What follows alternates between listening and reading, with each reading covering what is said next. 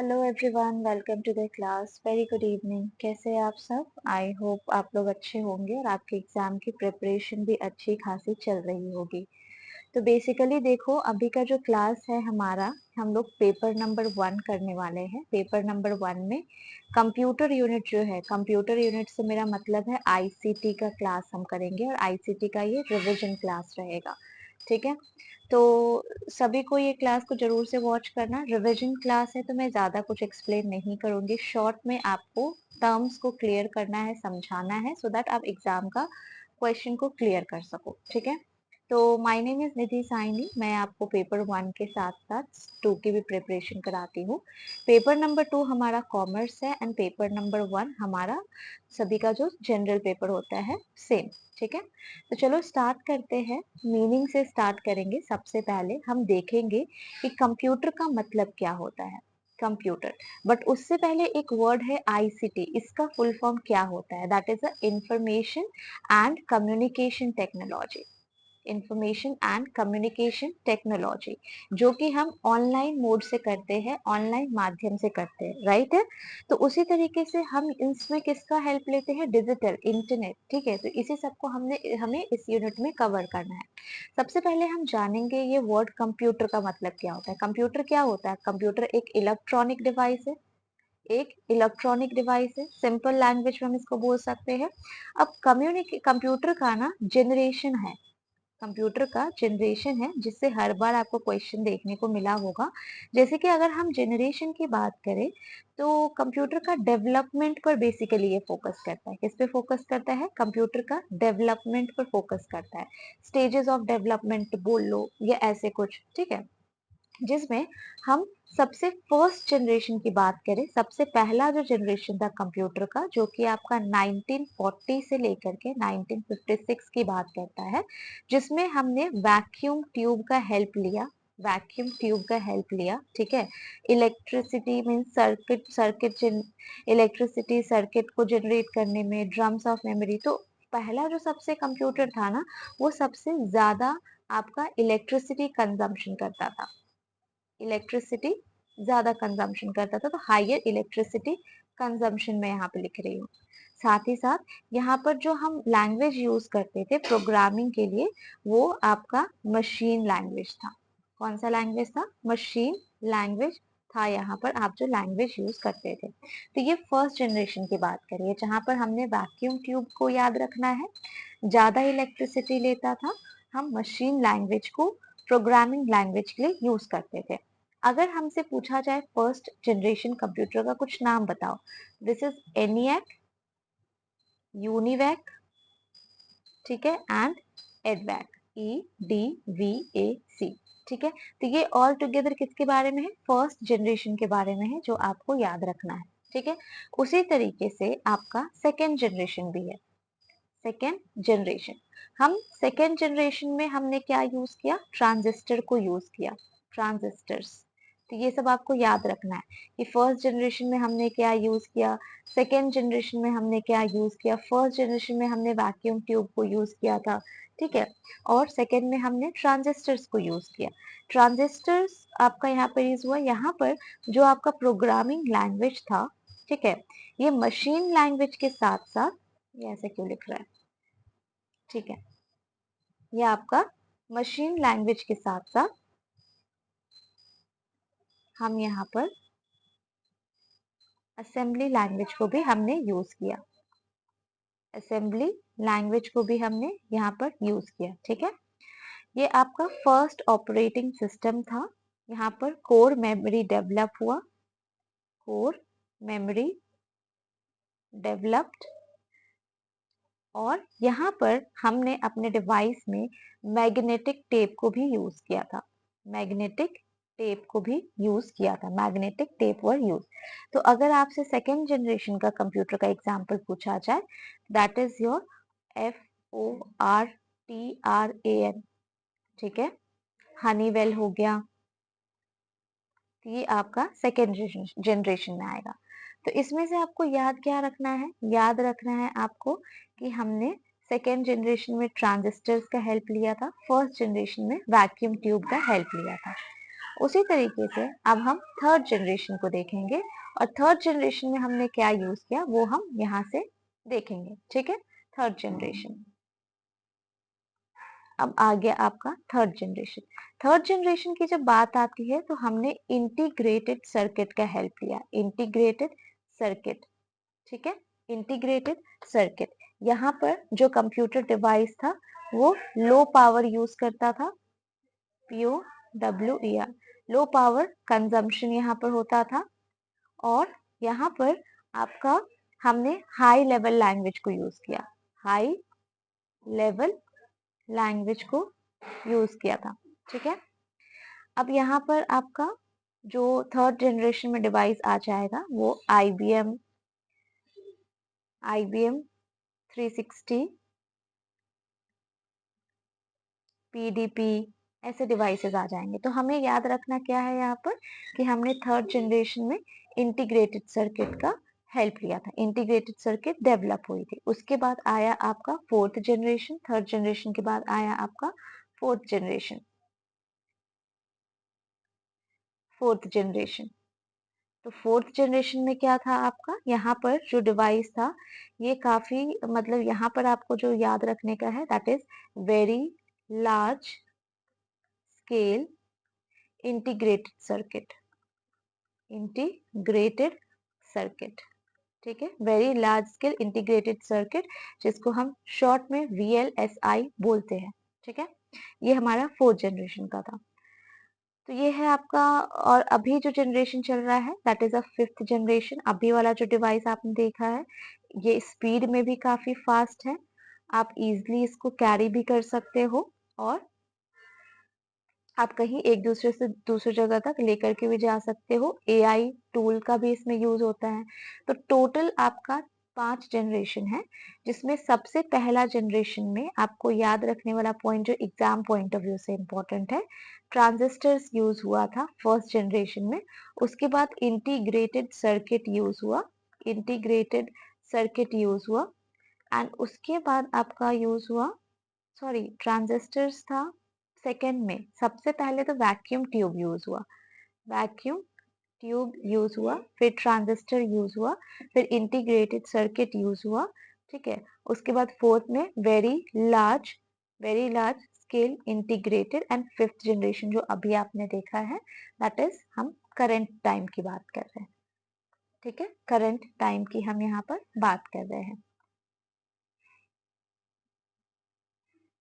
ठीक है, तो ये हुआ टोटल आपका जनरेशन ऑफ कंप्यूटर, जिससे आपका PYQ आपको देखने को मिला होगा, जहां आपको आइडेंटिफाई करने को बताना होता है कि कौन सा किस जनरेशन से है। तो सबसे पहला जनरेशन हो जाता है हमारा वैक्यूम ट्यूब, उसके बाद ट्रांजिस्टर, उसके बाद इंटीग्रेटेड सर्किट, फिर VLSI, फिर करंट सिचुएशन, करंट पीरियड में भी जो चल रहा है that is a fifth generation. ठीक है, फिफ्थ जनरेशन। अब हम नेक्स्ट आ जाते हैं नेक्स्ट क्वेश्चन पे कि कंप्यूटर्स का क्लासिफिकेशन अब हम करेंगे फंक्शंस के बेसिस पे। पहले हमने जनरेशन के बेसिस पे किया, अब हम उसके फंक्शंस के बेसिस पे उसको जानेंगे, फंक्शंस के बेसिस पे, फंक्शंस के बेसिस पे। ठीक है, फंक्शंस के बेसिस पे we have 3 type, one is analogue, one is digital and another one is hybrid, hybrid. ठीक है, ये उसके फंक्शंस के बेसिस पे 3 टाइप होते हैं। एक हो गया आपका एनालॉग, एक हो गया आपका डिजिटल और एक हो गया आपका हाइब्रिड। ठीक है, जब हम एनालॉग की बात करते हैं तो यहाँ पे जो डेटा मूवमेंट होता है वो कंटिन्यूअस पैटर्न को फॉलो करता है, कंटिन्यूअस पैटर्न को फॉलो करेगा। ठीक है, जैसे कि आपने न्यूज में देखा होगा वेदर, या मोबाइल में भी अगर आप वेदर देखोगे, वेदर फोरकास्टिंग, या फिर आप शेयर मार्केट का रेट चेक करोगे, तो वो क्या होता है, कंटिन्यूअसली चलते जाता है, कंटिन्यूअसली ऐसे ऐसे चलते जाएगा। ठीक है, तो दैट इज योर एनालॉग। वो किसका फीचर है, एनालॉग का है, जो कंटिन्यूअस इन नेचर होता है, डेटा वेरी करता है फिजिकल वेरिएबल में, वोल्टेज, प्रेशर और टेम्परेचर को चेक करने के लिए हम यूज करते हैं एनालॉग में। डिजिटल की बात करें तो यहाँ पे जो डेटा फ्लो होता है that is in the form of discrete, discrete form में यहाँ डेटा फ्लो होता है। ठीक है, यहाँ पर हम हाई प्रोग्रामेबल लैंग्वेज यूज करते हैं। डेटा हाई स्पीड में फ्लो होता है, ठीक है, इलेक्ट्रॉनिक मैनर में। जैसे कि हम बात कर ले अगर कैलकुलेशंस जो होती है डिवाइस में, तो वो डिजिटल फॉर्म हुआ। और हाइब्रिड का जब हम बात करेंगे तो हाइब्रिड आपका एनालॉग प्लस डिजिटल दोनों हो जाएगा, एनालॉग प्लस डिजिटल दोनों हो जाएगा, ठीक है। एनालॉग का, डिजिटल का, जैसे कि हम अगर और एग्जांपल लिखना चाहें तो मोबाइल का बात कर सकते हैं हम, ठीक है। हम कैलकुलेटर की बात कर सकते हैं जो कि डिजिटल वे से वर्क करता है। एनालॉग में हमने वेदर मशीन का नाम लिया, ठीक है। डिजिटल में जो डेटा फ्लो होगा वो इस मैनर में होगा, डिजिटल में जो डेटा फ्लो होता है, ठीक है, ऐसे करके। और एनालॉग में जो डेटा फ्लो होता है वो आपको मैंने बताया इस तरीके से होता है। तो एनालॉग और डिजिटल दोनों इंपॉर्टेंट है। और अगर हाइब्रिड का, जैसे कि मैंने अभी आपको बताया, तो हाइब्रिड में एनालॉग के भी फीचर होते हैं, डिजिटल के भी फीचर होते हैं, ठीक है, दोनों के फीचर होते हैं, ठीक है। अब हम बात करते हैं साइज के बेसिस पे कंप्यूटर का क्या डिफरेंशिएशन है। तो साइज के बेसिस पे अगर हम बात करें तो एक होता है आपका सुपर कंप्यूटर, एक होता है आपका main frame computer, main frame computer, एक हो जाएगा आपका मिनी कंप्यूटर, और एक हो जाता है आपका माइक्रो कंप्यूटर, ठीक है। Mini computer, micro computer, main frame computer and super computer.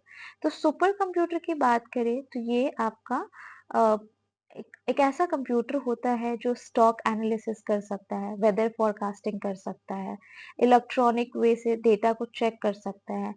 Best known super computer जो है वो है आपका क्रे रिसर्च। क्या है? क्रे रिसर्च। सबसे बेस्ट नोन सुपर कंप्यूटर की अगर बात करें, that is a cray research, ठीक है, क्रे रिसर्च, ठीक है। परम जो है, परम जो है ये इंडिया का फर्स्ट सुपर कंप्यूटर है। क्या? PARAM, परम। परम ये इंडिया का फर्स्ट सुपर कंप्यूटर है, ठीक है, इंडिया का फर्स्ट सुपर कंप्यूटर। टाटा इक्का ये भी एक परम सुपर कंप्यूटर का ही एग्जाम्पल है। TATAIKA, टाटा इक्का, इट्स EKA, सॉरी आई नहीं है, EKA। तो सुपर कंप्यूटर में वो सारे कंप्यूटर आ जाएंगे जो बेसिकली आपका वेदर फोरकास्टिंग जैसा वर्क हुआ, ठीक है, वेदर फोरकास्टिंग जैसा वर्क हुआ, फिर से स्टॉक एनालिसिस करना, स्टॉक चेक करना, ठीक है, और ऐसे कुछ टास्क जो कि जिसमें नंबर्स का इन्वॉल्वमेंट हो, नंबर्स का कंप्यूटेशन हो, वो आपका सुपर कंप्यूटर में आएगा। मेन फ्रेम कंप्यूटर की बात करें तो ये भी डेटा प्रोसेस करता है, एंड ये काफी स्पीडली डेटा प्रोसेस करता है, वेरी स्पीडली। जैसे कि हम देखें बैंकिंग के एक्टिविटी में, ठीक है, एयरलाइंस के एक्टिविटी में, बैंकिंग हुआ, एयरलाइंस हुआ, रेलवेज हुआ, ये सब टास्क में आपको एकदम इमीडिएटली रिस्पॉन्स चाहिए होता है, राइट। तो विद इन अ सेकेंड, तो यहाँ पर मेन फ्रेम में डेटा जो होता है काफी हाई स्पीड में फ्लो होता है, MIPS में, दैट इज मिली इंस्ट्रक्शन पर सेकेंड में, मेन फ्रेम कंप्यूटर की जगह हम बात करें तो, ठीक है। उसी तरीके से आपका नेक्स्ट है मिनी कंप्यूटर। मिनी कंप्यूटर की हम बात करें तो ये आपका एक मिनी कंप्यूटर पर, मतलब एक समय पर ये आपका कम से कम 4 से 200 यूजर्स को वर्क करने को देता है, ठीक है। वर्क स्टेशन कंप्यूटर काफी बिग बिग कंप्यूटर होते हैं, जैसे कि एक ही पर्सन एक टाइम पे जो यूज कर सकता है, work station computer. Micro computer हो गया, जैसे कि आपका खुद का डेस्कटॉप का अगर हम बात करें तो वो माइक्रो कंप्यूटर हो गया, आपका खुद का लैपटॉप का बात करें तो वो आपका माइक्रो कंप्यूटर हो गया। जो पर्सनल कंप्यूटर होता है उसको हम माइक्रो कंप्यूटर बोल रहे हैं, ठीक है। Mini computer, micro computer, main frame computer, तो ये आपको पता होना चाहिए, ठीक है। तो ये हमारा क्या था, टाइप्स ऑफ कंप्यूटर का फंक्शंस एंड उसका स्पीड के बेसिस पे उसका डिफरेंस और ये सब कुछ बात। अब जब हम कंप्यूटर की बात करते हैं, ठीक है, तो दो पॉइंट आता है, एक होता है इनपुट डिवाइस और एक होता है आउटपुट डिवाइस, जिससे आपको मैक्सिमम टाइम क्वेश्चन देखने को मिला होगा एनटीए का पेपर में, है ना। इनपुट डिवाइस और एक हो जाता है आउटपुट डिवाइस। इन वर्ड से हम क्या समझते हैं, हम डेटा दे रहे हैं, एंटर कर रहे हैं, एंटर कर रहे हैं, ठीक है।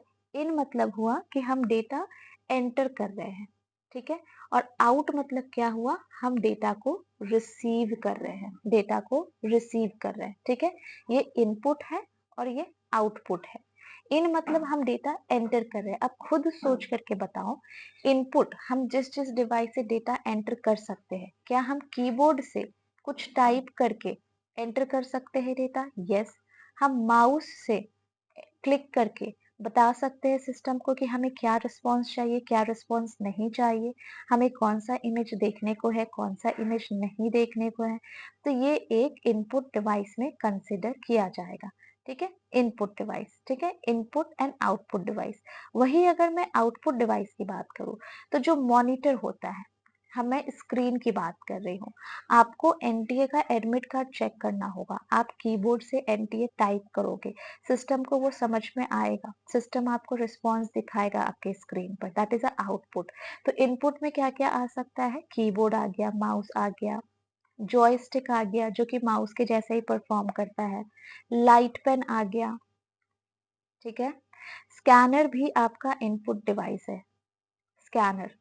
ठीक है, मैं अगर बार कोड की बात करूं, बार कोड आपने देखा होगा, बार कोड रीडर जो होता है, शॉपिंग कहीं करने गए होंगे आप, तो आपने देखा होगा बार कोड रीडर। तो ये भी आपका एक इनपुट डिवाइस ही होता है, क्योंकि वो बार कोड को स्कैन करके आपका सिस्टम को समझाता है कि हाँ ये कौन सा बिल है, कौन सा बिल नहीं है, तो वो इनपुट डिवाइस हुआ। ठीक है, माउस लिख दिया है मैंने। तो ये सब कुछ इनपुट डिवाइस का नाम मैंने यहाँ लिखा है, जो कि एग्जाम में अगर आपको दिखाया जाए ऑप्शन में, तो आप आइडेंटिफाई कर पाओ कि वो इनपुट है या आउटपुट है।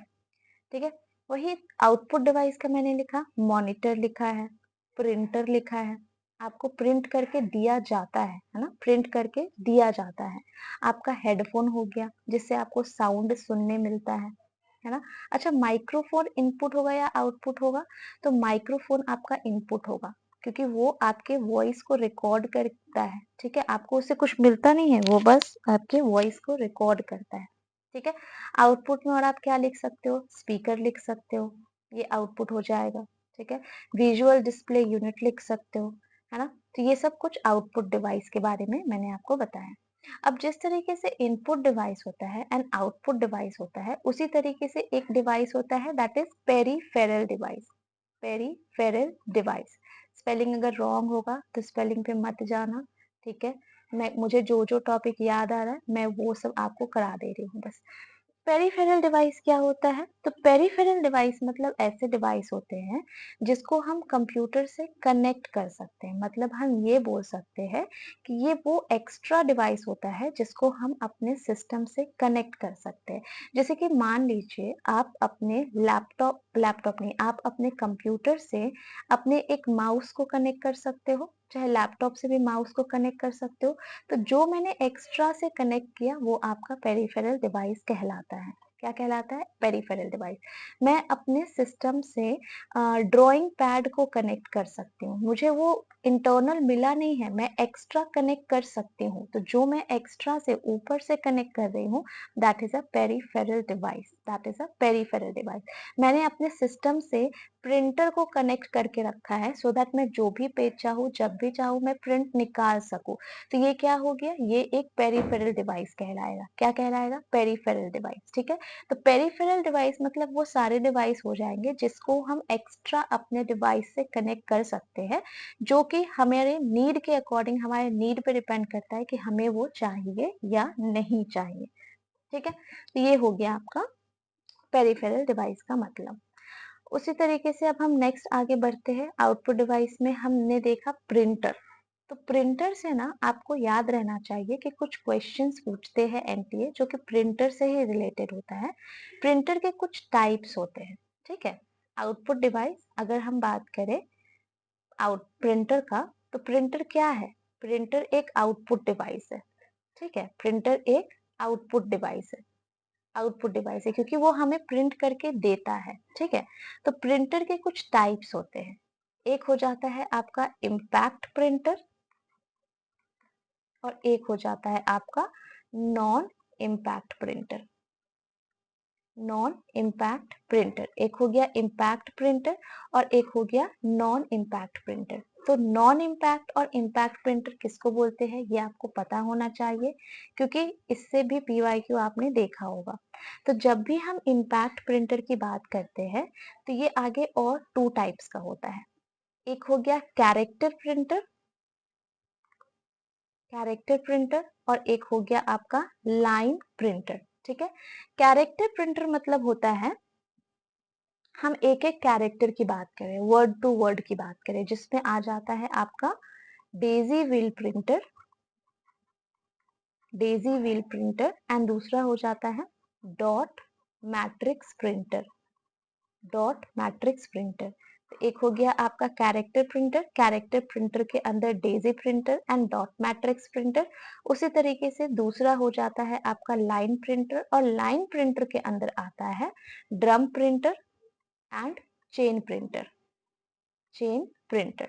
ठीक है, नॉन इम्पैक्ट प्रिंटर, जो प्रिंटर हम अभी के टाइम में यूज कर रहे हैं उसको बोलते हैं नॉन इम्पैक्ट प्रिंटर, जिसमें हो जाता है आपका एक लेजर प्रिंटर, दूसरा हो जाता है आपका इंक जेट प्रिंटर,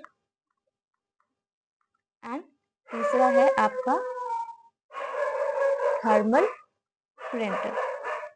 ठीक है, तीन जो कि आपका नॉन इम्पैक्ट में कवर किया जाएगा। अब इम्पैक्ट प्रिंटर का बेसिकली मतलब क्या है ये हम जानेंगे। इम्पैक्ट प्रिंटर हम बोलते किसको है? ठीक है, तो अगर हम बात कर रहे हैं इम्पैक्ट प्रिंटर का, इम्पैक्ट प्रिंटर का, ठीक है, तो इम्पैक्ट प्रिंटर ऐसे प्रिंटर होते हैं जो वर्ड टू वर्ड प्रिंट करते हैं, और साथ ही साथ दे आर लाइक प्रिंट वो ऐसे कर रहे हैं ना कि पेपर प्रेस हो रहा है, पेपर पर प्रेस कर करके। ठीक है, ये मतलब मैं इमेज तो नहीं यहाँ पे शो कर पा रही हूँ अभी आपको, नहीं तो मैं दिखा देती आपको। इम्पैक्ट प्रिंटर जो होता है ये स्ट्राइक करके प्रिंट होता है, striking them on ribbon, ribbon.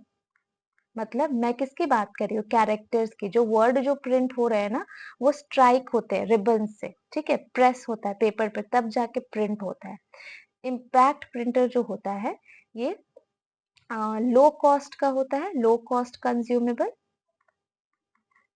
साथ ही साथ ये आपका काफी नॉइज क्रिएट करता है।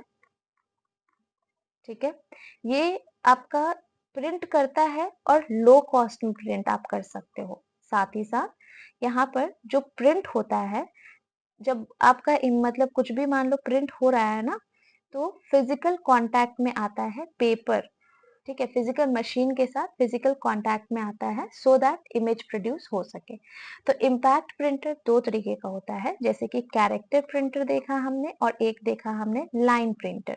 तो मैंने जैसे कि यहाँ पर आपको बताया कि कैरेक्टर्स जो प्रिंट होते हैं ये पूरा पेपर पर स्ट्राइक होके एकदम टच होके, जिसके वजह से ये नॉइज क्रिएट करता है इम्पैक्ट प्रिंटर, वैसे होता है। तो ये फीचर से तो आपको ये समझ में आ रहा है कि कैरेक्टर प्रिंटर मतलब क्या हो जाएगा, कि कैरेक्टर वाइज एक एक करके प्रिंट होगा। तो कैरेक्टर प्रिंटर में एक हो जाता है आपका डॉट मैट्रिक्स प्रिंटर और एक हो जाता है Daisy wheel printer. Dot matrix printer जो है ये सबसे ज्यादा यूज होता है क्योंकि ये महंगा नहीं है उतना। साथ ही साथ डॉट, डॉट मतलब क्या, टाइपराइटर देखा है ना उसके जैसा होता है, ये टाइपराइटर के जैसा, एंड वैसे ही टास्क ये करता है टाइपराइटर के जैसा। स्लो स्पीड होता है। टाइपराइटर में क्या है, आप एक एक वर्ड प्रेस करोगे तब जाके प्रिंट होगा, सेम यहाँ पर भी है। ठीक है, डेजी व्हील की बात करें तो एक फ्लावर के जैसा होता है, डेजी व्हील व्हील के जैसा होता है जिसमें पिंस होते हैं। ठीक है, एंड वो पिंस को आप क्लिक करोगे तो वर्ड टाइप हो पाएगा। तो ये भी आपका कैरेक्टर टू कैरेक्टर प्रिंट होता है। ठीक है, कैरेक्टर टू कैरेक्टर प्रिंट होता है। लाइन प्रिंटर की बात करूं तो एक होता है ड्रम प्रिंटर और एक होता है चेन प्रिंटर। ड्रम प्रिंटर जो होता है ये ड्रम जैसा होता है। ठीक है, और ये मतलब इसमें टोटल 132 कैरेक्टर्स होते हैं, 132 ट्रैक्स होता है, इसके हेल्प से अलग अलग आप प्रिंट कर सकते हो। और चेन प्रिंटर जो होता है ये एक चेन के जैसा होता है, चेन के जैसा। ठीक है, तो ये था आपका इम्पैक्ट प्रिंटर के बारे में। उसी तरीके से हम नॉन इम्पैक्ट प्रिंटर के बारे में देखेंगे अभी। नॉन इम्पैक्ट प्रिंटर को मैं शॉर्ट में लिख रही हूँ। ठीक है, नॉन इम्पैक्ट प्रिंटर जो होता है इसमें no use of ribbon, there is no use of ribbon, क्योंकि अपडेटेड है तो वो उसमें एक नेगेटिव पॉइंट था कि उसकी वजह से नॉइज होता था, तो इसमें हमें रिबन का कोई यूज नहीं होता है। कैरेक्टर जो प्रिंट होते हैं वो विदाउट क्रिएटिंग नॉइज होता है। ठीक है, यहाँ पर आपका कंप्लीट पेज प्रिंट हो सकता है at a time. Complete page आप प्रिंट कर सकते हो, जैसे कि आपने एडमिट कार्ड कराने समय, प्रिंट कराने समय देखा होगा। ठीक है, तो नॉन इम्पैक्ट प्रिंटर जो है फास्ट वर्क करता है इम्पैक्ट के कंपैरिजन में, साथ ही साथ नॉइजी नहीं होता है, हाई क्वालिटी का आपको इमेज ला करके देता है, और ये बहुत सारे सपोर्ट मतलब फॉन्ट्स को और कैरेक्टर को भी सपोर्ट करता है। जिसमें हम पहला प्रिंटर के बारे में पढ़ेंगे, आपका लेजर प्रिंटर, जिससे आपको क्वेश्चन देखने को मिला होगा पीवाईक्यू में। लेजर प्रिंटर जो होता है ये एक तरीके का नॉन इम्पैक्ट प्रिंटर में कवर किया जाता है। ये लेजर लाइट के हेल्प से, लेजर लाइट के हेल्प से डॉट प्रोड्यूस करता है, प्रोड्यूस लेजर लाइट के हेल्प से डॉट प्रोड्यूस करता है, एंड उस डॉट से फिर कैरेक्टर प्रिंट होते हैं आपके पेपर में। ठीक है, जिसकी वजह से ये ड्राई इंक को यूज करता है, ड्राई इंक यूज करता है, और साथ ही साथ ये स्टैटिक इलेक्ट्रिसिटी भी यूज करता है, जो कि ओजोन गैस प्रोड्यूस करता है, और tiny toner particles in air. तो ये इसका ये सब जो पॉइंट है ना, यही पॉइंट आपको एनटीए दिया था और पूछा था। ठीक है, तो ये also use the property of also use the property of static electricity, static electricity, ठीक है, also use the property of static electricity, and they produce ozone gas and toner particles in air। ठीक है, ये हुआ। ये काफी high speed होता है, एक्सपेंसिव भी होता है, अच्छे क्वालिटी का आपको प्रिंट भी करके देता है। ठीक है, लेकिन इसका एक डीमेरिट ये है कि ये मल्टीपल कॉपीज को प्रिंट नहीं कर सकता है। Laser printer multiple copy print नहीं कर सकता है। ठीक है, ये बहुत सारे ग्राफिक फॉन्ट्स को भी सपोर्ट करता है, अलग अलग कैरेक्टर्स को, लेकिन लेजर प्रिंटर मल्टीपल कॉपीज नहीं दे सकता है। इसका डिसएडवांटेज ये भी मैंने आपको बताया, ये एक्सपेंसिव भी होता है, तो ये आप एडिशनल पॉइंट एड ऑन कर सकते हो। नेक्स्ट हम प्रिंटर के बारे में पढ़ेंगे, जो आपका इंकजेट प्रिंटर है। Inkjet printer. अब जब हम इंकजेट प्रिंटर की बात कर रहे हैं, तो ये आपका वर्क करता है कैसे पता है? स्प्रे से। ये स्प्रे करता है small dots, small dots of ink on paper, and उससे प्रिंट होता है ऑन टू पेपर। ठीक है, एंड उससे प्रिंट होता है इंकजेट प्रिंटर। ठीक है, जिसकी वजह से ये कम नॉइजी होता है। ठीक है, ये उतना ज्यादा नॉइज नहीं करता है, कलर प्रिंटिंग पॉसिबल है इसमें, और हाई क्वालिटी का प्रिंट करता है, और ज्यादा रिलायबल और एक्सपेंसिव भी होता है। नेक्स्ट प्रिंटर के बारे में हम देखेंगे, जो है आपका thermal printer. Thermal printer, thermal printer. Thermal printer basically आपने शॉपिंग वगैरह मॉल में देखा होगा, जो बिल वगैरह निकालने के लिए करते हैं, शॉपिंग मॉल में बिल जनरेट करने के लिए यूज करते हैं, वो हो जाता है आपका थर्मल प्रिंटर। ठीक है, जो बेसिकली ये प्रिंट करने के लिए विनाइल एंड पॉलिस्टर नायलॉन का यूज करते हैं, एंड उसके हेल्प से प्रिंट हो पाता है पेपर में। तो ये था कुछ टाइप्स ऑफ प्रिंटर के बारे में, जिसमें हमने पढ़ा कि आपका लेजर प्रिंटर जो है ये ड्राई इंक यूज करता है, साथ ही साथ property of static electricity, and इसके साथ साथ वो ozone gas and tiny toner particulates air में जनरेट करता है। ये पॉइंट मैंने क्यों बोला, क्योंकि ये आपका पीवाईक्यू था। ठीक है, अब हम नेक्स्ट देखेंगे, आगे पॉइंट को कवर करेंगे, दैट इज बहुत इंपॉर्टेंट है, रैम और रोम के बारे में। रैम एंड रोम के बारे में, ये वाला पॉइंट आपको एग्जाम में बहुत देखने को मिला होगा। तो ये है टाइप्स ऑफ मेमोरी। ये क्या है? बेसिकली टाइप्स ऑफ मेमोरी है, types of memory. Types of memory में दो हो जाता है, एक होता है आपका रैम, और एक हो जाता है आपका ROM. RAM and ROM, two types. ठीक है, रैम की अगर बात करें तो होता है आपका एस रैम, एंड दूसरा हो जाता है आपका D RAM, S RAM and D RAM. And ROM की अगर हम बात करें तो ये आपका हो जाता है P ROM, E P ROM, and E E P R O M. 3, ठीक है। रैम का फुल फॉर्म क्या है? That is random access memory, random access memory. And ROM का है read only memory, read only memory, ठीक है।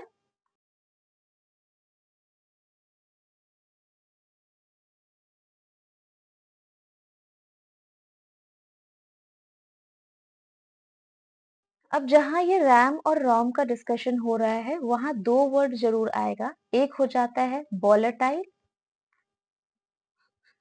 और एक हो जाता है non volatile, volatile and non volatile, ठीक है। जब भी हम वॉलेटाइल की बात करते हैं तो ये ऐसा टाइप ऑफ मेमोरी होता है जिसमें अगर पावर ऑफ होता है तो डेटा भी लॉस्ट हो जाता है। जैसे कि मान लीजिए मैं सिस्टम पे वर्क कर रही हूँ, बैटरी डाउन हो गया और मेरा सिस्टम जो है ऑफ हो गया, तो मेरा सिस्टम ऑफ होने के बाद जब मैं उसे ऑन कर रही हूँ तो मेरा डेटा जो कुछ भी मैं पढ़ा रही हूँ आपको, आपके लिए पीडीएफ प्रिपेयर कर रही हूँ, वो सब डेटा लॉस्ट हो जाता है। तो वो एक वॉलेटाइल मेमोरी होता है जो टेम्पोररी बेसिस पे आपका डेटा को रिकॉर्ड करके रखता है। जब आपका सिस्टम पावर ऑफ हो जाता है, आपने मान लो सेव नहीं किया है वर्ड, तो ये डेटा क्या होगा, पावर ऑफ होने की वजह से डेटा लॉस्ट हो जाएगा, आप उसको रिकवर नहीं कर पाओगे। तो वोलेटाइल मेमोरी में कौन सा आता है? वोलेटाइल मेमोरी का एग्जांपल है RAM memory and cache memory, ठीक है। नॉन वोलेटाइल की बात करें तो नॉन वॉलेटाइल मेमोरी में ऐसे मेमोरी आएंगे जो जस्ट वॉलेटाइल के ऑपोजिट होंगे। यहाँ पर जो भी डेटा होगा वो परमानेंट बेसिस पे स्टोर होकर के रहेगा, परमानेंट बेसिस पे, ठीक है। मतलब अगर आपका सिस्टम पावर ऑफ भी हो रहा है, अगर आपका सिस्टम बंद भी हो रहा है तो डेटा एज इट इज रहेगा, डेटा एज इट इज रहेगा, वो लॉस्ट नहीं होगा। जिसका एग्जाम्पल है रोम, ठीक है। रोम हुआ, एसएसडी हुआ, हार्ड डिस्क ड्राइव हुआ, एच डी डी, ठीक है। तो ये नॉन वोलेटाइल का हुआ। तो इसी तरीके से आप ये आइडेंटिफाई कर सकते हो कि जब भी अगर हम रैम की बात करें, रैम, ठीक है, रीड ओनली मेमोरी, तो ये क्या होगा, वॉलेटाइल इन नेचर होगा, जिसका मतलब ये टेम्पोररी बेसिस पे डेटा को होल्ड करके रख सकता है। और जब भी हम रोम की बात करें तो ये आपका नॉन वॉलेटाइल होगा, ठीक है, नॉन वॉलेटाइल होगा, जो परमानेंट बेसिस पे डेटा को होल्ड करके रख सकता है। ये मेन डिफरेंस था रैम एंड रोम का। अब इसी दो टर्म से रिलेटेड एक टॉपिक है, दैट इज आपका primary memory, primary memory and दूसरा हो जाता है secondary memory, primary memory and secondary memory.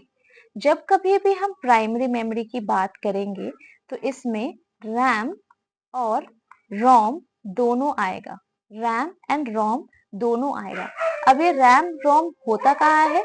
ये सीपीयू में लोकेटेड होता है, which is it is located close to CPU, ठीक है, मदरबोर्ड में, जो सीपीयू को हेल्प करता है डेटा को रीड करने में एंड क्विकली डेटा को इंटरप्रेट करने में, ठीक है।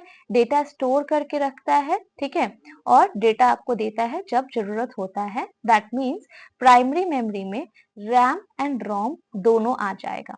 जब हम बात करते हैं सेकेंडरी मेमोरी का, सेकेंडरी मेमोरी मतलब होता है सेपरेट मेमोरी की बात करें, सेपरेट मेमोरी, ठीक है, सेपरेट मेमोरी की बात कर रहे हैं जो हम फिजिकली स्टोरेज के लिए यूज करते हैं।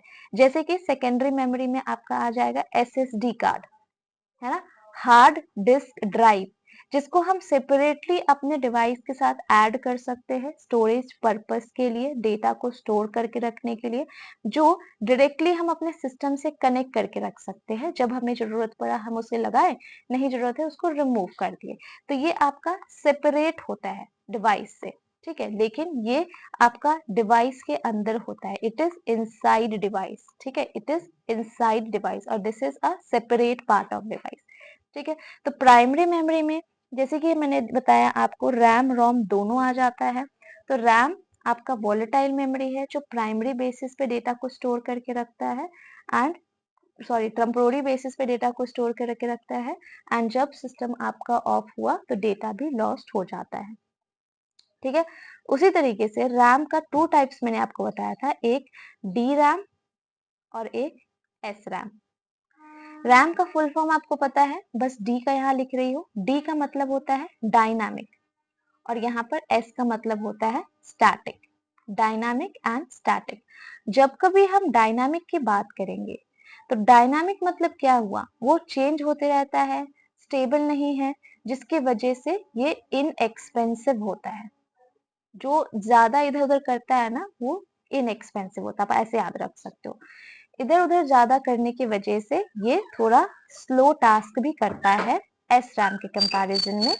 ये जो है डी रैम, ये डेटा स्टोर करके रख सकता है बिट्स में पर चिप, और साथ ही साथ ये कम पावर भी यूज करेगा क्योंकि ये स्लो टास्क भी करता है, लेस हीट जनरेट करता है, कम हीट जनरेट करता है, और ये मेन मेमोरी में यूज होता है जो कि हमने पढ़ा रैम में यूज होता है। उसी तरीके से एस रैम की बात करेंगे तो एस रैम जो है डेटा को तब तक होल्ड करके रखेगा जब तक डेटा मीन सिस्टम में पावर है, जिसकी वजह से ये स्टैटिक होने की वजह से ये थोड़ा एक्सपेंसिव हो जाता है और फास्ट वर्क करता है डी रैम के कंपैरिजन में। ये डेटा को होल्ड करके रख सकता है और ये ज्यादा पावर भी यूज करता है, मोर पावर, और साथ ही साथ मोर हीट, मोर हीट।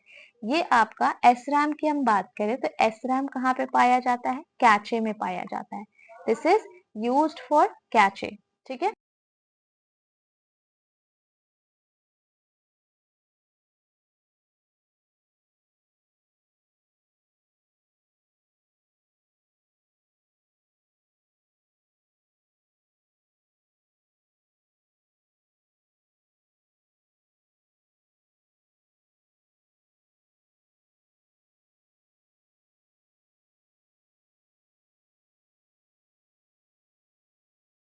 तो ये था आपका डिफरेंस एस रैम और डी रैम का, जो कि एग्जाम में पूछा जाता है। आपको ऐसे याद रखना है कि कुछ चीज डायनामिक है मतलब वो स्टेबल नहीं है तो वो इनएक्सपेंसिव होगा।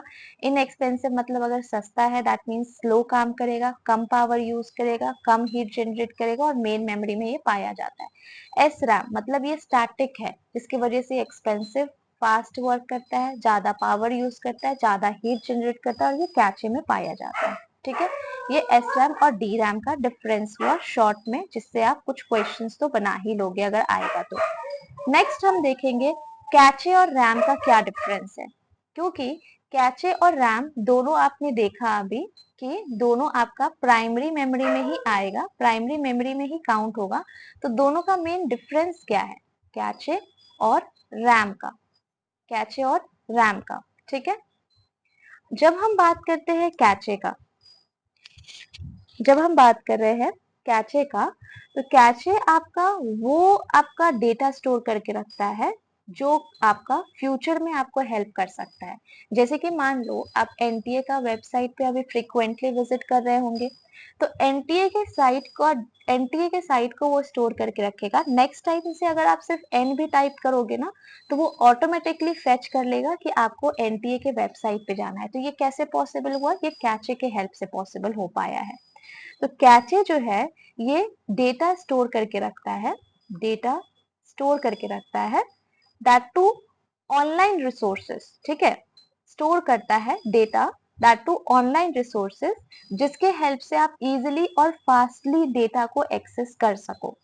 तो यहाँ पर आप लिख सकते हो डेटा स्टोर करके रखता है that so that future request for data can be served faster. मतलब इसका क्या हुआ कि ये वो डेटा स्टोर करके रखता है जिसके हेल्प से अगर फ्यूचर में आपको सेम डेटा चाहिए तो वो फास्टली आपको वो डेटा ला करके दे दे।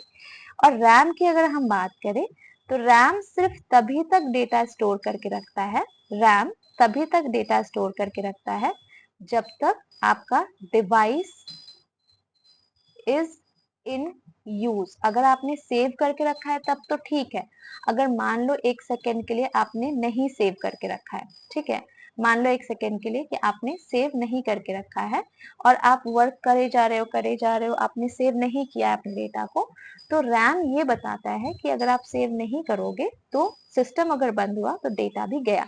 लेकिन कैचे में क्या है कि अगर सिस्टम अगर बंद हुआ फिर भी ये डेटा को रखे रहेगा, फिर भी डेटा आपका स्टोर करके रहेगा, बट यहाँ पर डेटा लॉस्ट हो जाएगा अगर आपने डेटा को सेव करके नहीं रखा था। तो कैचे की अगर हम बात करें तो catcher works faster and RAM उतना फास्ट नहीं वर्क कर पाता है। कैचे जो होता है ये एक्सपेंसिव भी होता है, फास्ट काम कर रहा है तो एक्सपेंसिव भी होगा।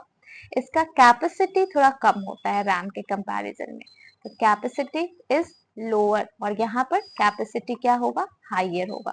ठीक है, ये डेटा वो डेटा ही सिर्फ होल्ड करेगा, डेटा होल्ड करने का तो मैंने बताया, बट वही डेटा होल्ड करेगा वही डेटा जो फ्रीक्वेंटली आप यूज कर रहे हो, फ्रीक्वेंटली इन यूज है, फ्रीक्वेंटली इन यूज है।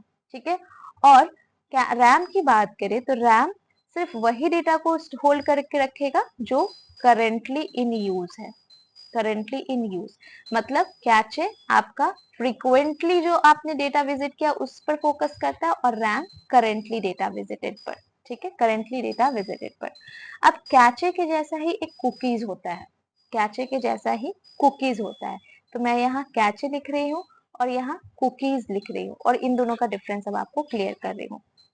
जब हम बात करते हैं कैचे का तो मैंने क्या बोला, ये आपका फ्रीक्वेंटली विजिटेड साइट का डेटा को स्टोर करके रखेगा सो दैट इन फ्यूचर आपको जब विजिट करना है पेज तो पेज लोड हो सके फ्रीक्वेंटली, है ना, फ्रीक्वेंटली। जैसे कि अगर मुझे शॉपिंग करने का आदत है और मैं फ्रीक्वेंटली शॉपिंग करती हूँ तो मान लो मैं फ्रीक्वेंट बेसिस से मिंत्रा ऐप चाहे वेबसाइट विजिट करती हूँ, तो कैचे क्या करेगा, उसके वेबसाइट को स्टोर करके रखेगा सो दैट नेक्स्ट टाइम जब मैं एम टाइप करूँ तो ऑटोमेटिकली मिंत्रा का वेबसाइट आ जाए और उसको तुरंत लोड करके मुझे दे दे, जिससे मेरा टाइम सेव हो सके। तो ये कैचे का काम, ठीक है, जो लोडिंग टाइम को रिड्यूस करता है, लोडिंग टाइम को रिड्यूस करता है। ठीक है, पेज लोडिंग टाइम को या वेबसाइट लोडिंग टाइम को रिड्यूस करता है, ये कैचे का काम होता है। ठीक है, कुकीज की बात करें तो कुकीज आपका चॉइस सेव करके रखता है, यूजर चॉइस। जैसे कि मान लो आपको मैंने शॉपिंग का एग्जांपल जैसे अभी दिया, तो आप कोई अभी ड्रेस सर्च कर रहे थे, तो अब नेक्स्ट टाइम से क्या होगा ना कि जब भी कोई आप गूगल पेज विजिट करोगे ना, आपको ऑटोमेटिकली ड्रेस का एड देखने को मिलेगा, आपको ड्रेस का ऑफर्स देखने को मिलेगा। तो ये सब कैसे पॉसिबल हो पाया है, कुकीज के हेल्प से पॉसिबल हो पाया है, जो सिर्फ और सिर्फ आपके चॉइस को ही सेव करके सेलेक्ट करके रखता है, कुकीज। ठीक है, कुकीज। रैम और रोम समझ में आ गया है। रोम पे अगर हम बात करें तो रोम का कुछ पॉइंट टाइप्स होता है वो भी डिस्कस कर लेते हैं। पहले हम रोम का यहाँ पर मीनिंग अगर देखें तो this is read only memory. Read only memory से क्या मतलब है आपका, ये एक नॉन वॉलेटाइल डेटा होता है, नॉन वॉलेटाइल मेमोरी होता है। ठीक है, ये हमेशा डेटा को स्टोर करके रखेगा, ऑलवेज परमानेंट बेसिस पे आपके डेटा को स्टोर करके रखता है। मान लो मैं सिस्टम पे काम कर रही हूँ, all of sudden system of हो जाए तो फिर भी ये मेरा डेटा को मेरे सामने ला करके रख देगा जब भी मैं सिस्टम को ऑन करूँ। तो ये कैसे पॉसिबल हो पाया है, रोम के हेल्प से पॉसिबल हो पाया है। ठीक है, आपके डेटा में कोई भी चेंजेस नहीं होगा, सब कुछ एज इट इज आपको मिल जाएगा। तो रोम का जो फर्दर क्लासिफिकेशन है 3 टाइप में किया गया है। एक हो जाता है आपका पी रोम, एक हो जाता है ई पी रोम, एक हो जाता है E E P R O M. जब हम बात करते हैं आपका पी रोम का, तो पी मतलब क्या हो गया, पी मतलब हुआ प्रोग्रामेबल, प्रोग्रामेबल। ठीक है, प्रोग्रामेबल रीड ओनली मेमोरी। यहाँ पे ई एक वर्ड जोड़ दिया है जिसका मतलब हो जाता है इरेजेबल, इरेजेबल। ठीक है, और यहाँ ई लग गया है जिसका मतलब हो जाता है इलेक्ट्रॉनिकली, और बाकी सारा सेम होगा, erasable, programmable, read only memory. Benefit इसका यहाँ पर ये है कि जब हम बात करते हैं आपका पी रोम का, तो पी रोम में हम डेटा को नहीं चेंज कर सकते हैं, can not change the data, हम यहाँ पर डेटा चेंज नहीं कर सकते पी रोम में, ठीक है।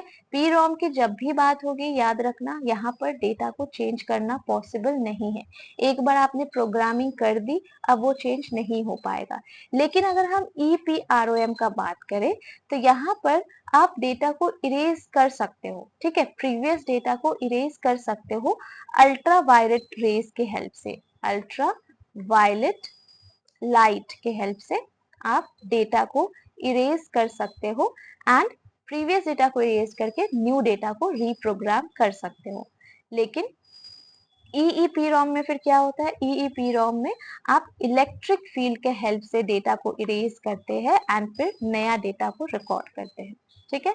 तो ये तीनों में डिफरेंस था। तो इन शॉर्ट अगर हम बात करें रैम का एंड रोम का, तो दोनों आपका प्राइमरी में ही कंसिडर किया जाएगा।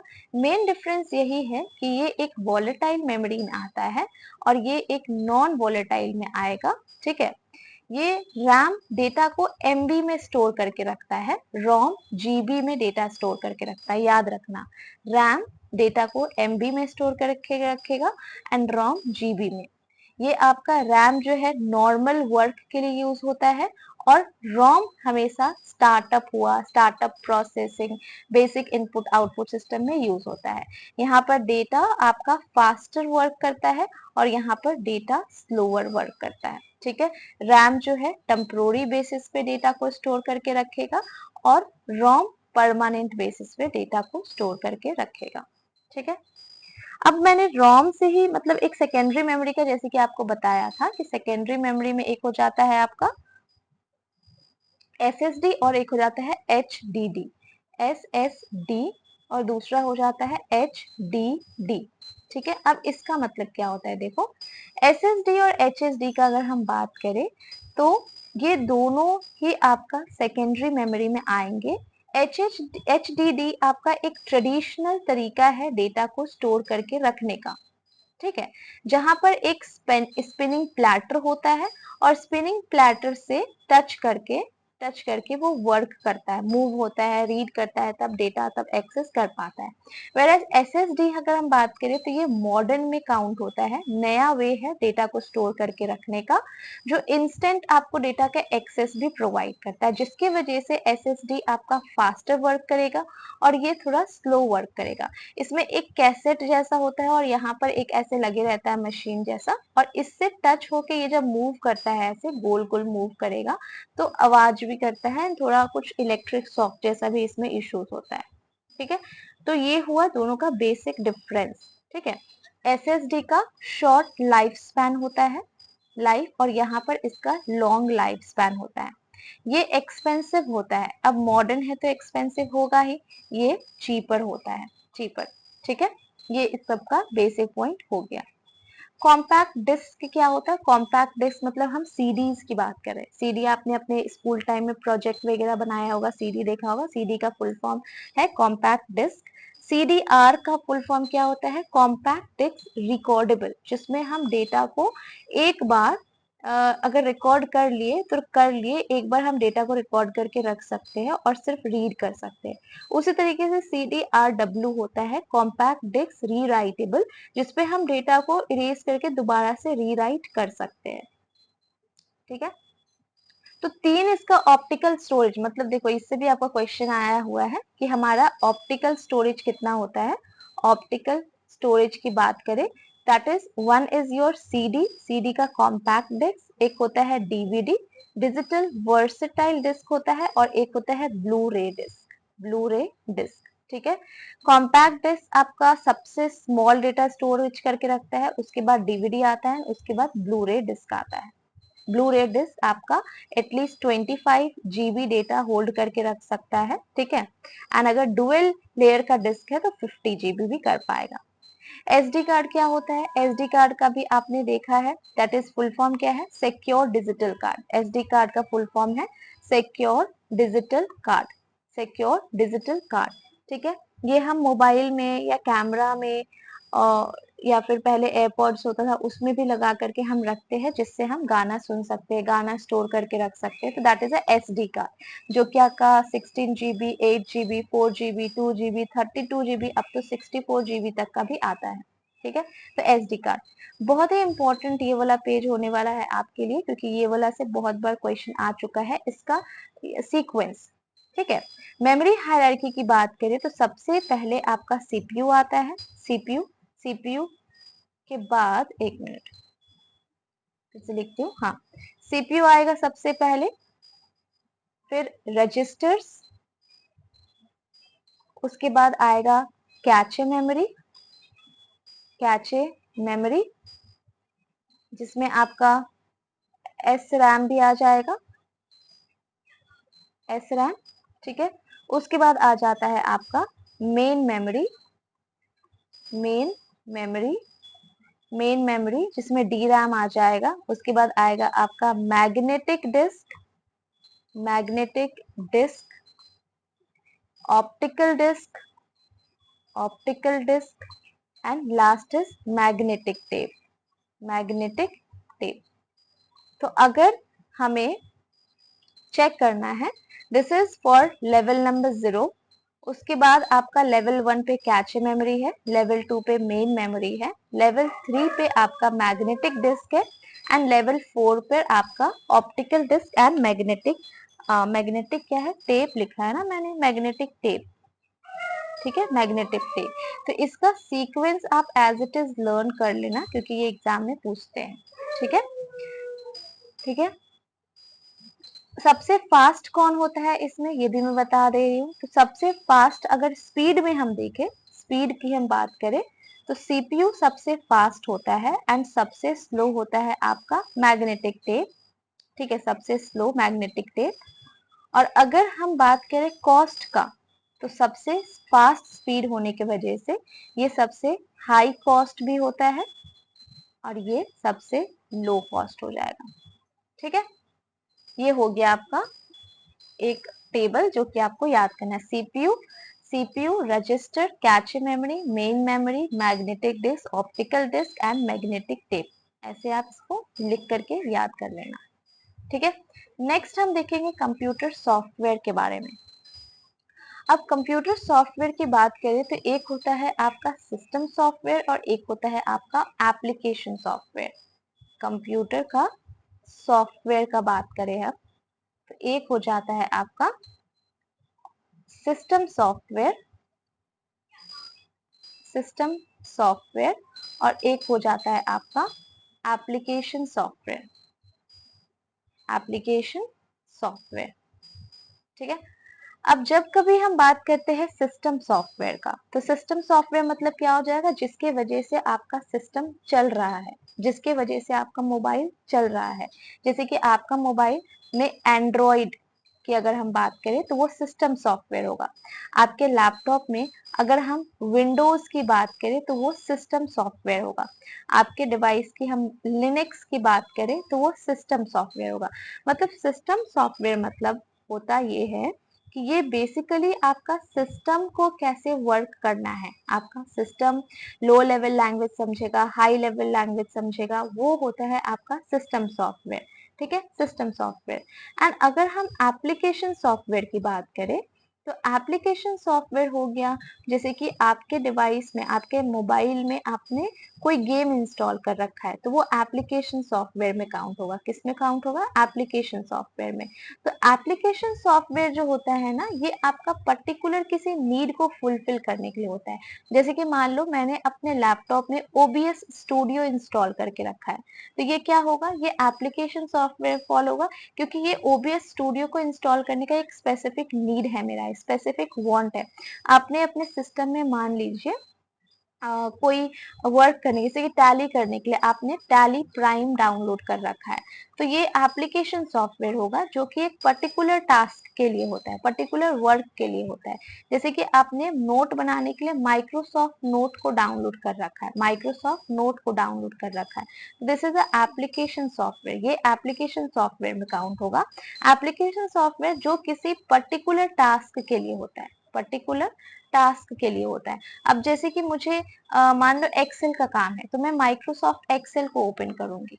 मुझे पेंट बनाना है तो मैं माइक्रोसॉफ्ट पेंट ओपन करूंगी। तो ये क्या हुआ, आपका एप्लीकेशन सॉफ्टवेयर हुआ। वेराज सिस्टम सॉफ्टवेयर की बात करें तो ये हमारे सिस्टम को रन करने में, सिस्टम को वर्क करने में हेल्प करता है। जैसे कि विंडोज हुआ, लिनक्स हुआ, ठीक है, ये सब आपका सिस्टम सॉफ्टवेयर में आएगा। अब जैसे कि सिस्टम सॉफ्टवेयर में ना 3 टाइप होता है सिस्टम सॉफ्टवेयर का। सिस्टम सॉफ्टवेयर का 3 टाइप होता है, जिसमें से पहला टाइप है आपका ऑपरेटिंग सॉफ्टवेयर। Operating software. दूसरा हो जाएगा आपका लैंग्वेज प्रोसेसर। Language processor. और तीसरा हो जाएगा यूटिलिटी सॉफ्टवेयर। Utility software. और अगर हम एप्लीकेशन की बात करें तो एप्लीकेशन या तो आपका कोई जनरल पर्पस के लिए होता है या फिर कोई स्पेसिफिक पर्पस के लिए। ठीक है, तो अभी तक जो भी हमने पढ़ा है एक बार हम उसको देख लेते हैं। ठीक है, अभी तक कुछ कुछ पॉइंट्स जो हमने कवर किया है। जैसे कि अगर हम बात करें इनपुट डिवाइस का, तो इनपुट डिवाइस में आपका, एक मिनट, इनपुट नहीं, ऑपरेटिंग, ऑपरेटिंग डिवाइस का, तो ऑपरेटिंग में आपका क्या क्या आ सकता है, आपका यूनिक्स आ सकता है, विंडोज आ सकता है एंड लिनक्स, जिससे आपका सिस्टम ऑपरेट करता है। ठीक है, अगर आपको मोबाइल की बात करें तो एंड्रॉइड, है ना, ये ऑपरेटिंग डिवाइस हो जाता है। ठीक है, register, cache memory, hard disk, ये सब मेमोरी मॉड्यूल में आ जाएंगे। ठीक है,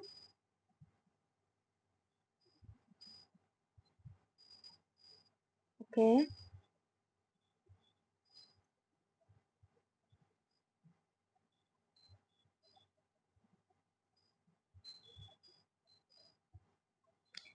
ये हो गया एप्लीकेशन सॉफ्टवेयर और सिस्टम सॉफ्टवेयर के बारे में। अब हम जानेंगे शेयरवेयर क्या होता है, फ्रीवेयर क्या होता है। ठीक है, दो टर्म है, एक है आपका शेयरवेयर और एक है आपका फ्रीवेयर।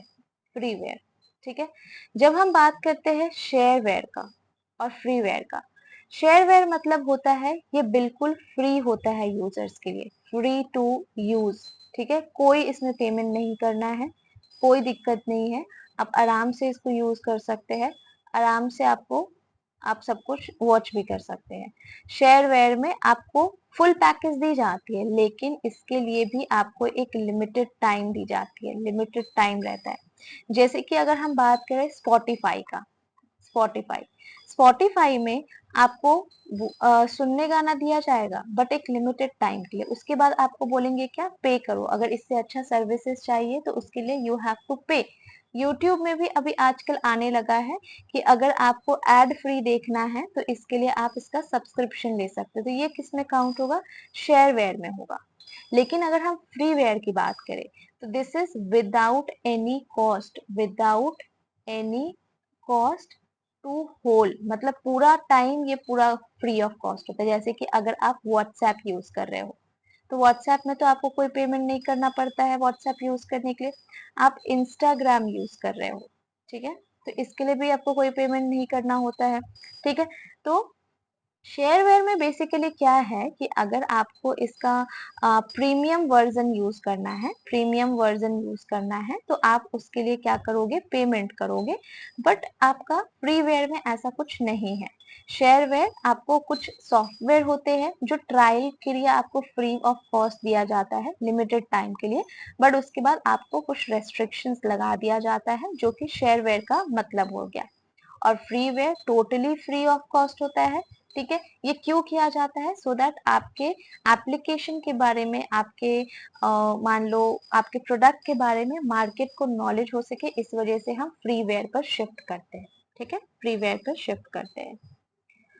नेक्स्ट हम देखेंगे शेयरवेयर और फ्रीवेयर हो गया।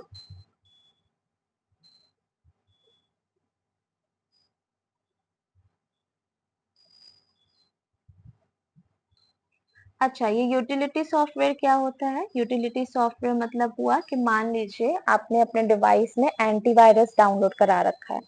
एंटीवायरस कुछ यूटिलिटी कुछ टास्क के लिए है, वायरस डिटेक्ट करेगा, कुछ इंस्टॉल करेंगे तो वो चेक करेगा, अनवांटेड फाइल को डिलीट करेगा।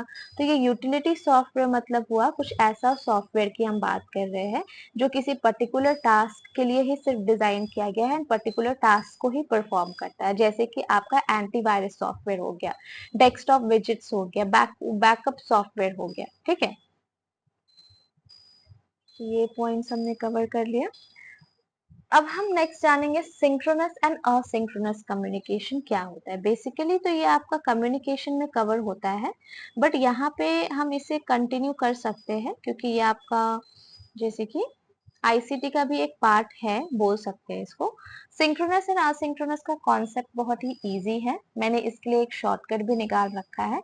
जब भी हम बात करेंगे सिंक्रोनस का, ठीक है, तो हमेशा याद रखना ये सेम टाइम पे होगा कम्युनिकेशन। ठीक है, और जब भी हम बात करेंगे असिंक्रोनस का तो ये डिफरेंट टाइम पर होगा इसका कम्युनिकेशन। ठीक है, आप इसको कैसे याद रख सकते हो, S for synchronous, S for same time, A for let मान लो और ए फॉर यहाँ पर डिफरेंट टाइमिंग। तो एक का अगर आप आइडेंटिफाई कर लोगे तो दूसरा तो आप आइडेंटिफाई कर भी सकते हो। जैसे कि यहाँ पर क्या हो जाएगा, फोन कॉल्स जो सेम टाइम पे हो रही है, यहाँ पे हो जाएगा ईमेल जहां पर हम अपने टाइम के अकॉर्डिंग हम ईमेल का रिप्लाई कर रहे हैं। ठीक है,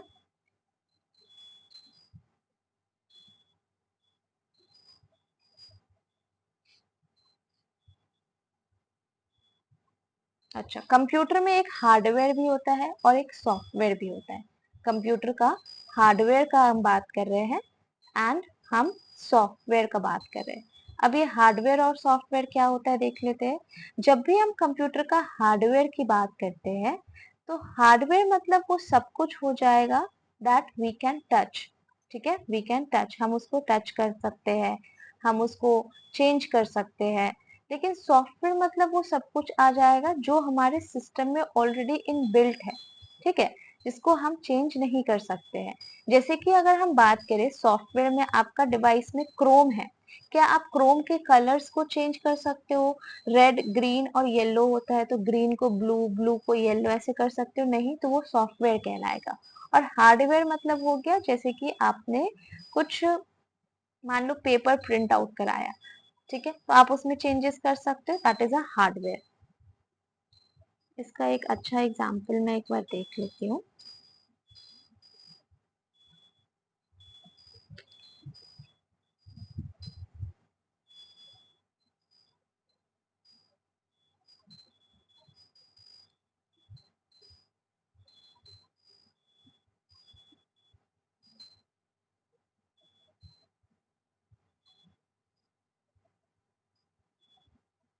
ठीक है, जब कभी भी हम हार्डवेयर की बात करें, ठीक है, हार्डवेयर मतलब होता है फिजिकल पार्ट, फिजिकल पार्ट। ठीक है, जिस जो कि कंप्यूटर का है, जिसको आप देख भी सकते हो एंड आप टच भी कर सकते हो, वो हो जाता है आपका हार्डवेयर में। अब क्या क्या ऐसा डिवाइस है, जैसे कि हम कीबोर्ड की बात करें, कीबोर्ड को हम टच कर सकते हैं, देख सकते हैं, रिमूव भी कर सकते हैं, चेंज भी कर सकते हैं। हम मॉनिटर की बात कर लेते हैं, मॉनिटर को भी हम चेंज कर सकते हैं, रिमूव कर सकते हैं, हटा सकते हैं। सीपीयू है, सीपीयू भी आपका हार्डवेयर में ही आएगा। ठीक है, हार्ड डिस्क है, प्रिंटर है, ये सब किस में आएंगे, हार्डवेयर में आएंगे। जिसको बेसिकली यहाँ पे प्रिंट आउट में इरेज कर दे रही हूँ। हार्डवेयर मतलब वो सारे डिवाइस या फिर वो सारे मशीन्स आ जाएंगे जिसको आप टच कर सकते हो, जिसको आप देख सकते हो, छू सकते हो। और ये हार्डवेयर भी आपका बॉडी पार्ट होता है of computer, of a computer. ठीक है, वेयर एज अगर हम सॉफ्टवेयर की बात करें तो सॉफ्टवेयर में वो सब कुछ आ जाएगा जिसको हम टच नहीं कर सकते। वी कैन नॉट टच, लेकिन वी कैन सी। ठीक है, जैसे कि आपके डिवाइस में एम एस वर्ड है, आप उसको देख सकते हो। गूगल क्रोम है, गूगल क्रोम है। ठीक है, जैसे कि आपने अपने फोन में कोई गेम ऐप डाउनलोड कर रखा है, तो हार्डवेयर क्या हो जाता है, physical, and software non physical. Hardware आपको कोई टास्क परफॉर्म करने में हेल्प करता है, जैसे कि अगर मैं कीबोर्ड की बात करूं तो कीबोर्ड की हेल्प से मैं टाइप कर सकती हूँ। और यहाँ पर होता है ये किसी पर्टिकुलर वर्क के लिए, एमएस वर्ड आपका वर्ड नोटबुक को मेंटेन करने के लिए। ठीक है, हम क्या हार्डवेयर को ब्रेक कर सकते हैं, तोड़ सकते हैं? बिल्कुल, it can get break, we can break it, तोड़ भी सकते हैं, हटा भी सकते हैं, फेंक भी सकते हैं, ये पुराना भी हो सकता है। लेकिन क्या क्रोम ये कभी पुराना होगा? नहीं, कैन नॉट ब्रेक, और ये ओल्ड भी नहीं हो सकता है। ठीक है, लेकिन क्या ये ओल्ड हो सकता है? यस, कीबोर्ड यूज करते करते उसमें दाग आ जाता है, बटन्स टूट जाते हैं, तो हम इसको रिप्लेस भी कर सकते हैं, हार्डवेयर को हम रिप्लेस भी कर सकते हैं। बट क्या हम क्रोम को रिप्लेस कर सकते हैं? Can not replace. ये हुआ हार्डवेयर और सॉफ्टवेयर के बारे में। अब जैसे कि यहाँ पर एक वर्ड देखा आपने, सीपीयू। ये सीपीयू का क्या मतलब होता है? सीपीयू के कुछ टर्म्स को अभी हम समझेंगे। ठीक है, क्योंकि ये भी आपको एग्जाम में देखने को मिल सकता है। सीपीयू का फुल फॉर्म क्या है? Central processing unit. Central processing unit, central processing unit CPU का फुल फॉर्म है। ठीक है, central processing unit. Basically CPU की अगर हम बात करें तो सीपीयू जो होता है ये इंस्ट्रक्शन सब कुछ को ये कंट्रोल करता है, पूरा टास्क को ये कंट्रोल करेगा। ठीक है, आपको जो भी इंफॉर्मेशन चाहिए वो इंफॉर्मेशन को ये 3 स्टेप में कंप्लीट करता है। पहले वो फेच करेगा, आपने जो कुछ भी बोला उसको डिकोड करेगा मशीन लैंग्वेज में, ठीक है, कंप्यूटर लैंग्वेज है, एंड उसके बाद उस टास्क को एग्जीक्यूट करेगा। ठीक है, जैसे कि आपको एनटीए का एडमिट कार्ड चाहिए, तो आपने यहाँ पर रिस्पॉन्स डाला, इसको ये डिकोड करेगा मशीन लैंग्वेज में, उसके बाद आपको एग्जीक्यूट करके आउटकम देगा आपके स्क्रीन पर। तो ये किसका काम है? सीपीयू का। तो सीपीयू ना, बेसिकली सीपीयू में 3 कंपोनेंट होते हैं। एक हो जाता है एएलयू, जिसका फुल फॉर्म है अरिथमेटिक लॉजिक यूनिट।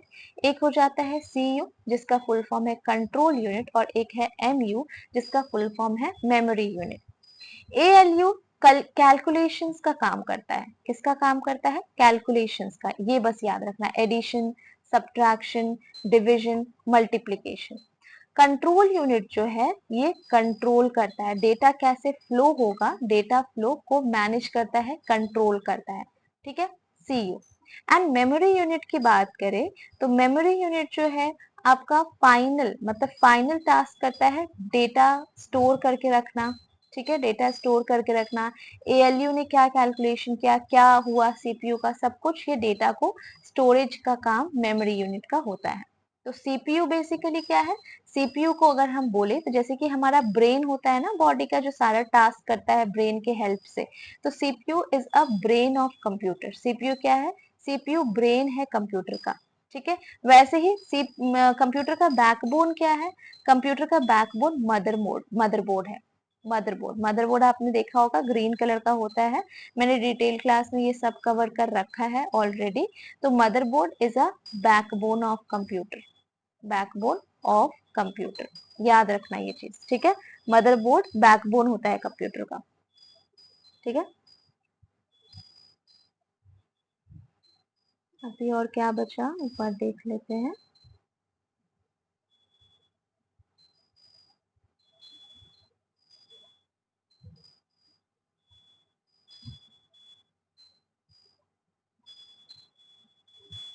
अच्छा ठीक है, अब ये वाला देख लेते हैं एक चीज, प्रोग्रामिंग लैंग्वेज क्या होता है? प्रोग्रामिंग लैंग्वेज, प्रोग्रामिंग लैंग्वेज मतलब सिस्टम, हमारा सिस्टम जो लैंग्वेज को समझ पाता है ना, प्रोग्रामिंग लैंग्वेज हम उसको बोल सकते हैं। जो हम सीखते हैं कोर्स लेकर के, सी प्लस प्लस, जावा, ये सब की बात कर रहे हैं। तो इसमें 2 टर्म है, सॉरी 3 टर्म है। एक है आपका मशीन लैंग्वेज, एक है आपका असेंबली लैंग्वेज, और एक है आपका हाई लेवल लैंग्वेज। ठीक है, जब हम बात करते हैं मशीन लैंग्वेज का, तो मशीन लैंग्वेज जो होता है ये डायरेक्टली सिस्टम समझ जाता है, डायरेक्टली हमारा कंप्यूटर समझ सकता है। ठीक है, डायरेक्टली हमारा कंप्यूटर समझ सकता है। ठीक है।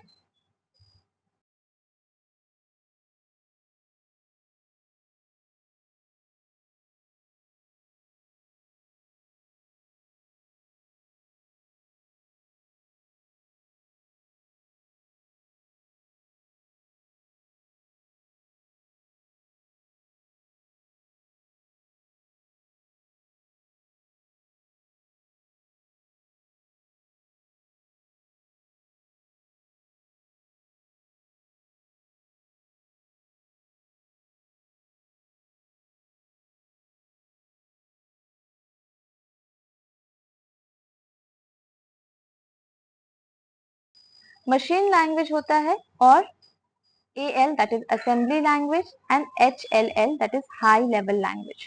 तो मशीन लैंग्वेज मतलब वो लैंग्वेज जो डायरेक्टली हमारा सिस्टम समझ सकता है, लेकिन असेंबली लैंग्वेज हमारा सिस्टम डायरेक्ट नहीं समझ सकता है। तो असेंबली लैंग्वेज को कन्वर्ट किया जाता है मशीन लैंग्वेज में, तब जाके हमारा सिस्टम ही समझ पाता है।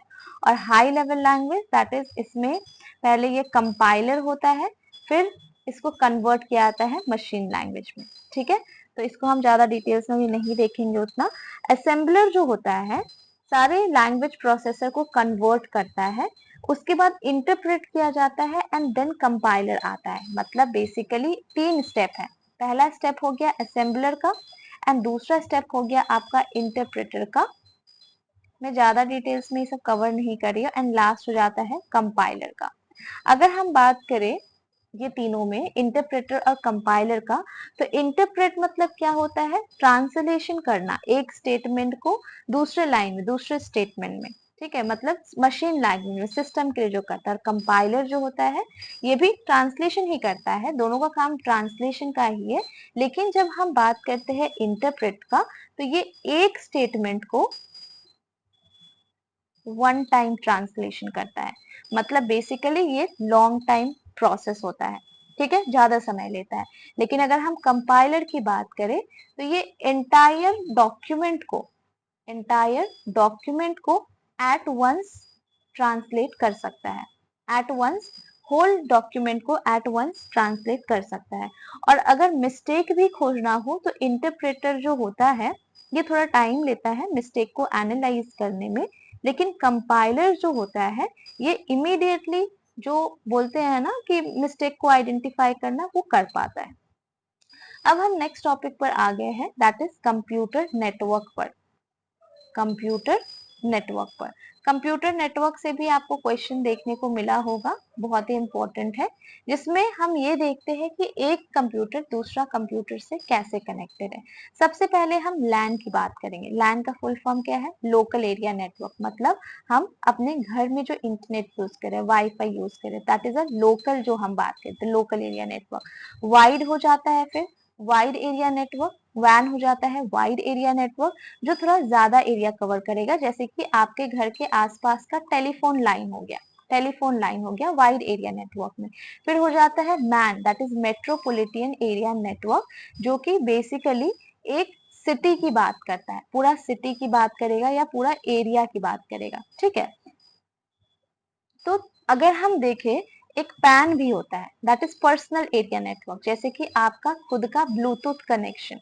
ब्लूटूथ कनेक्शन ज्यादा डिस्टेंस पे नहीं जा सकता है। आपका खुद का जो आप रिस्ट वॉच पहनते हो ना, डिजिटल वॉच, रिस्ट वॉच, तो वो आपका पर्सनल एरिया नेटवर्क में जाएगा। तो जब हम लोकल एरिया नेटवर्क की बात करें तो ये सबसे शॉर्ट रेंज नहीं, सबसे शॉर्ट रेंज में ये नहीं, सबसे शॉर्ट रेंज में हम पैन देखेंगे, पैन। ठीक है, तो जब हम बात करें सबसे शॉर्ट डिस्टेंस की, तो सबसे शॉर्ट डिस्टेंस आपका कौन कवर करता है, पैन। ठीक है, पैन, जो कि मैंने आपको एग्जांपल में बताया। उसके बाद आ जाएगा आपका लैन, जैसे कि आपके घर का लोकल एरिया नेटवर्क।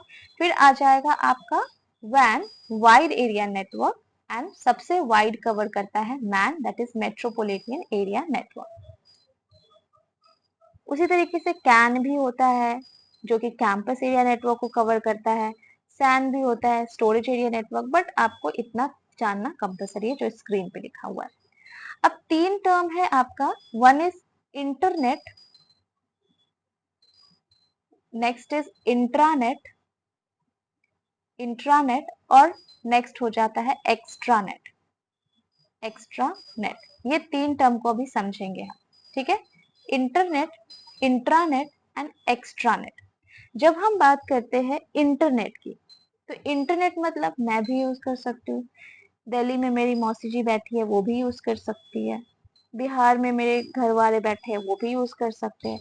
तो internet basically world point of view से होता है, मतलब सब यूज कर सकता है इंटरनेट। लेकिन जब हम बात करते हैं इंट्रानेट की, तो ये हो जाता है हमारा प्राइवेट नेटवर्क, ये हो जाता है हमारा प्राइवेट नेटवर्क।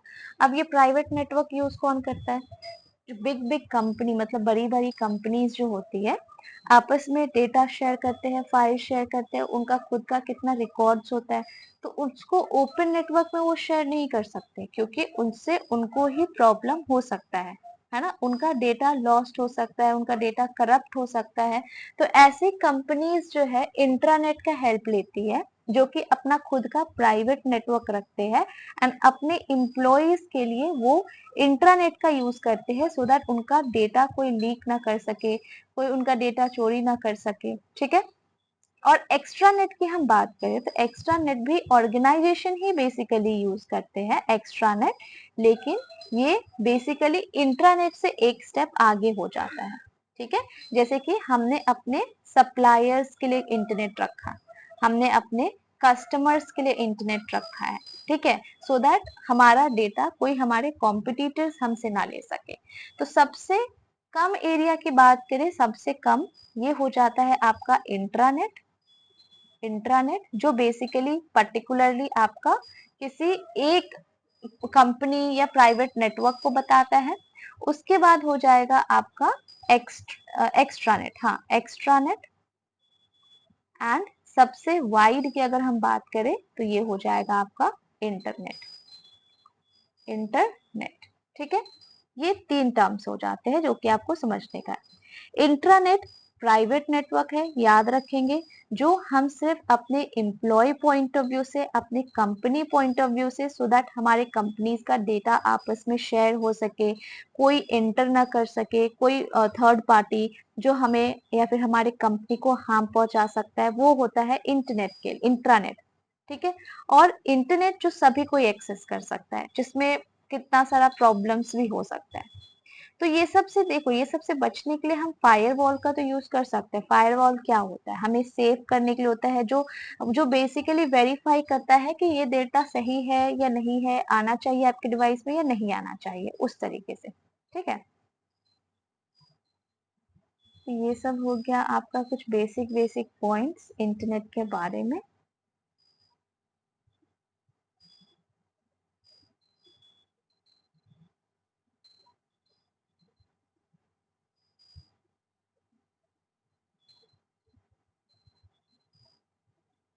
ठीक है, अभी हम सेशन को यहीं तक रखते हैं। नेक्स्ट हम नेक्स्ट क्लास में करेंगे। Thank you so much for watching everyone. ये पूरा टॉपिक तो हमने कवर नहीं किया, लेकिन जो आपको ज्यादातर पीवाईक्यू में देखने को मिलता है वो यहाँ पर कवर कर लिया है। इससे पहले भी तो आपने स्टडी किया ही होगा, और बेसिकली ये एक रिवीजन क्लास था जिससे आपको कुछ टॉपिक्स क्लियर हो सके एंड आप क्वेश्चन सॉल्व कर सके। मिलते हैं नेक्स्ट क्लास में एंड नए टॉपिक के साथ। Thank you so much for watching.